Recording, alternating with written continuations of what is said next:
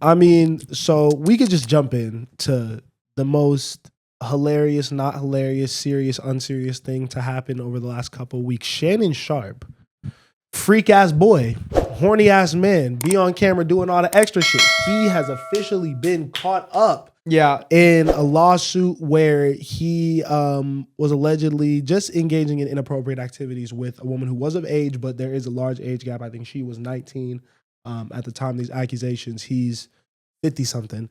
So, I mean, my take is maybe a little bit different because I think, in the sports world. I watch a lot of people like Shannon Sharpe.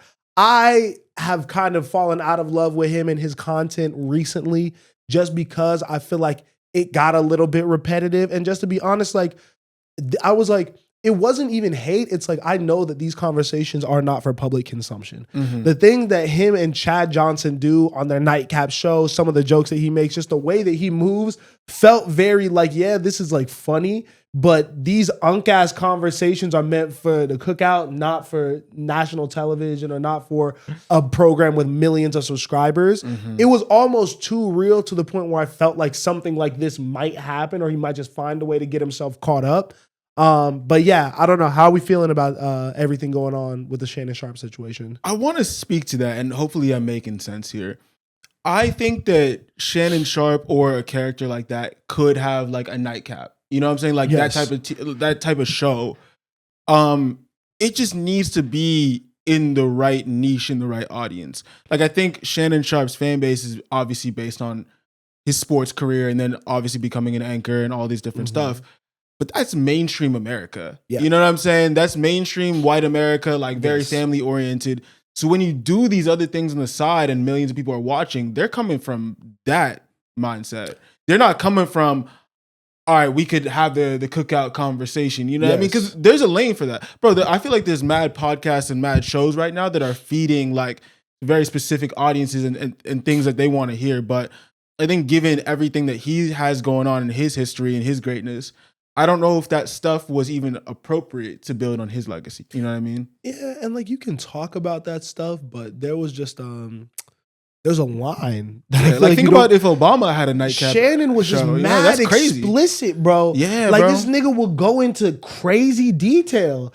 And it'd be like, yo, bro, I don't need to know who you fucking, what you doing, all this shit. Like, that was a lot for me. And that's why that I think it all makes sense. And like, yes, what he did with the OnlyFans model wasn't illegal, but there have been multiple accusations that have come out since. You know, an ex-girlfriend has come out and shown that she has a restraining order for him for abuse. You know what I mean? So there are like legitimate things. That man will never see ESPN again. Yeah. You know what I'm saying? And it does make sense when you think about the run of like 6 months where he was taking pictures with the women guests that he was having on his show, and everyone was clowning like the way that he was like standing with the women, being like, yo, this is creepy. Like, there are a lot of things stacking on top of each other that I think make him somebody that we should just let maybe age out of media, personally. Well, so I saw that take, right? Yeah. And I don't think it was that far. Because which take? The one about him with the guests. Yeah. Because I think that one, like when you watch an interview of Shannon, especially with a woman, I think 9 times out of 10, it seemed like they were both very comfortable. It was like, he knows how to, I think, treat those people. Like, and I thought just like seeing them interact, I never was like, this is super weird. My thing was just more so know who's watching you.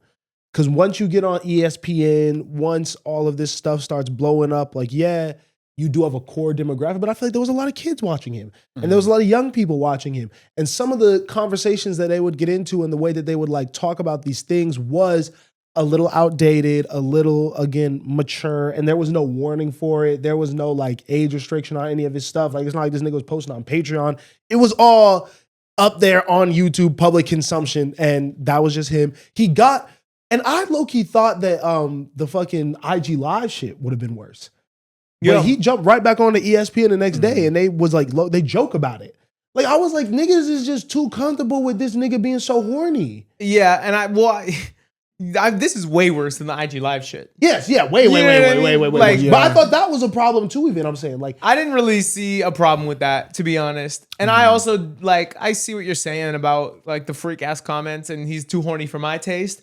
But I see a world where that exists, and there is an audience for that. But not on, you can't do that and be an ESPN guy. I think it speaks to the mainstream America comment that I made earlier. Yeah. Like it's just not the right audience. But I don't. It's difficult because I don't know if I'm fully educated on everything that happened.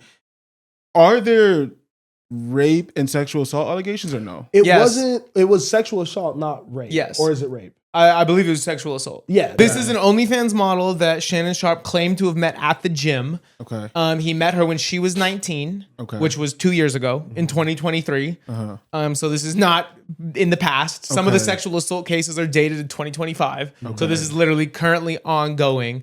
And basically she came out with, I think his name is Tony Busby. Yeah, like the guy that represents all the victims, including he's a like a that delegitimized her claim in my eyes. He's a sleazy guy. Yeah, and he just puts out like he goes on these wild goose hunts. He was behind the whole Jay-Z thing and just got shit on that. Yes. You know what I mean? But anyway, these claims come out, and so Shannon takes to social media and just immediately posts text screenshots.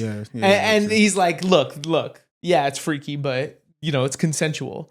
Yeah. Can we pause there and can I just hear you guys' favorite Shannon Sharpe text? It could be from him or the girl. Bro, I didn't even retain any of those. To be honest, I definitely skimmed, but it sounds like you have some.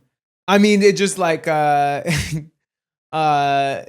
put that baby gravy inside me was a good one.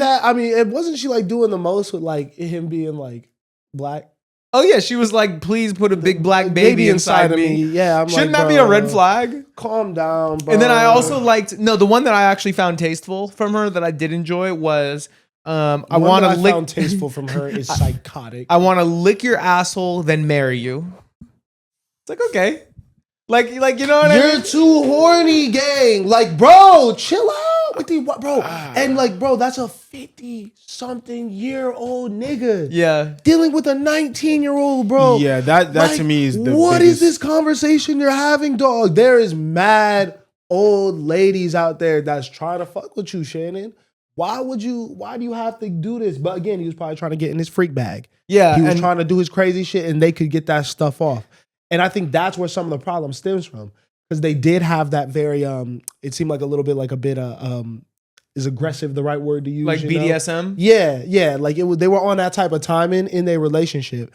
And I think some of the things that Shannon was doing, the girl maybe didn't necessarily give her verbal okay for. Mm-hmm. And the consent wasn't there, even though they had already decided they were going to engage in sex. It was like the extra steps that he was taking, and maybe she wasn't comfortable going there. Yeah. And I think that this is it's an interesting situation to talk about, because I think there is learning in this, especially if you're a young man, like figuring this stuff out. Like, it is important to like really be checking in with your partner and understanding like how far certain things could go to keep yourself out of trouble, obviously, but more importantly, to make sure like they're comfortable and okay with what's going on. And I think that someone like Shannon probably was just like, yo, I think these niggas do get a little in their own heads, like, oh, I could get off whatever. Yeah. I because of my status can figure out a way out of this situation. I can move around the rules. I actually kind of like where this conversation is going. Because if you steered off Shannon real quick, I don't think men have enough conversations about this. Like, I know the concept like blurred lines or gray area has a stigma, but like, I do feel like there's like, bro, if somebody is consenting to have sex with you, like, it doesn't mean they're consenting to everything. Like, you literally have to check in on different things and like talk about all of it. And it's not like, I just hate the way that people frame those types of conversations into becoming awkward. Yeah. Because there's a way that you can like check in with your partner and do those things without like making it something that's gonna like stop a moment or like just throw everyone's vibe off, you know what I mean? And like, I think as you go through experiences, like you figure that out and learn how to maneuver. But yeah, I don't think this nigga Shannon was just worried about that shit. Sounds like they didn't have a safe word. You always need a safe word when you're doing the freaky shit. Yeah. There are so many ways to do the freaky shit right.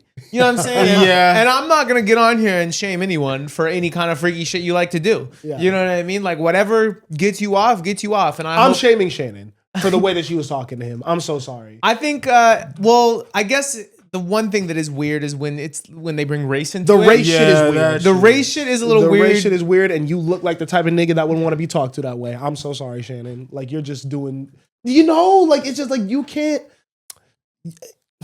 He does too much. Yeah. He does too much. It's so, and I don't want to sound like I'm defending this guy at all, but it is so interesting to me because I think I also have to say that,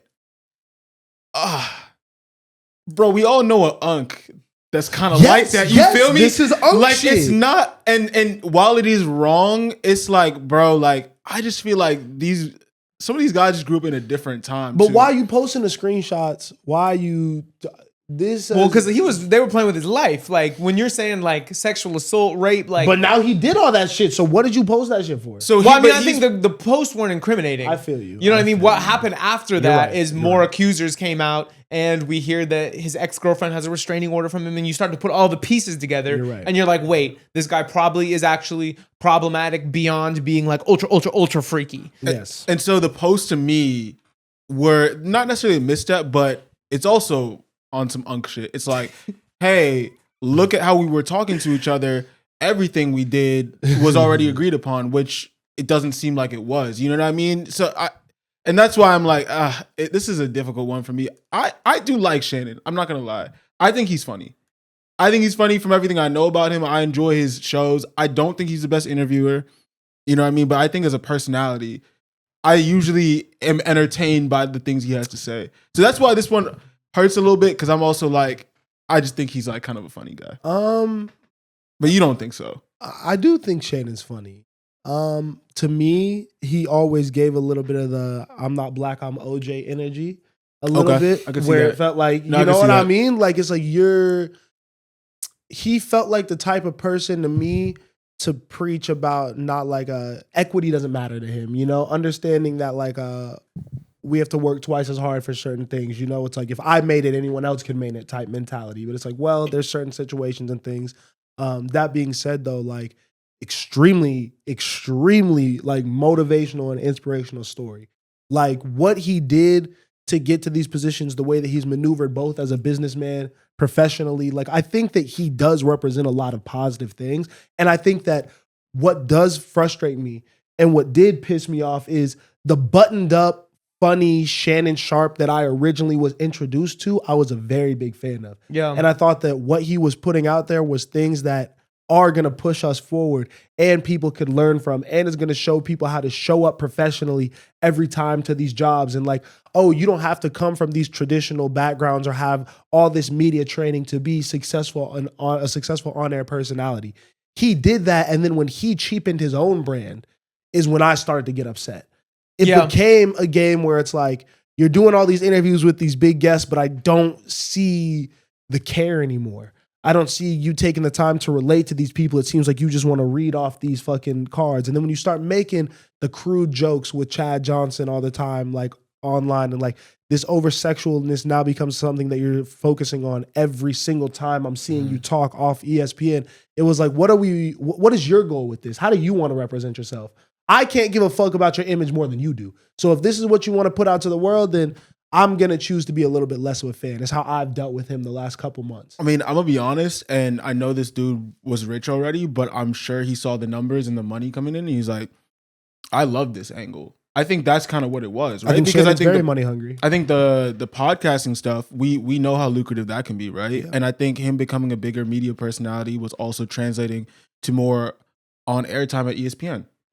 So he saw it feeding into each other. He's like, all right, cool. I have a platform where I can completely just let these thoughts fly. Like, fuck it, I'm gonna do it. And didn't his ESPN contract just get announced recently? Yeah, I think, I don't know if it was ESPN or was it ESPN? I think so. The 100 mil? Yeah. I see 100 mil floating around, and I don't know if it's legit or what's going on, but like, It's crazy numbers. Crazy timing too. I think it's funny that happened. I think a similar thing happened with Stephen A. Niggas got to get away from announcing deals. Stop talking about your money and like putting it out there. Yeah. And like just that energy and like, because people also are like, bro, like when you tell people something that you're building or working on before it's fully there, before a deal is fully closed, people can put negative energy on you and speak ill of you and just kind of prey on your downfall a little bit. And I'm not to say that like that's wholly what happened. Again, it seems like Shannon has had a pattern of these type of missteps and doing the wrong things and maybe not having appropriate conduct with women. But when you're also on top of that adding in jealousy and hatred that other people could just be imposing on your situation, it's like, keep your shit private, bro. Keep your money shit private. There's certain things that don't need to be there for public consumption. Yeah, I agree. It definitely is like, I don't see a situation where that stems from anything but ego and greed. Yeah. Because either it's a deal that's confirmed and you're like, you want people to know, I'm a $100 million man. Yeah. And you want the press that comes with it. Yeah. Or it's a negotiation tactic. You know Yes. what I mean? Where you're trying to have your team spread information that might not be final yet or might not even be real in attempts to drive other deals up. Yes. Which I think is I see that a little more as something that I could see happening. But still, it's, it's a little greedy for what could come with it. So I'm kind of with you. Yeah, but that's a freaky ass boy, bro. Hey, how about the, how much more legendary did the Cat Williams interview get? Yeah, because he was talking about that too. Shannon, stop messing with them white girls. Yeah.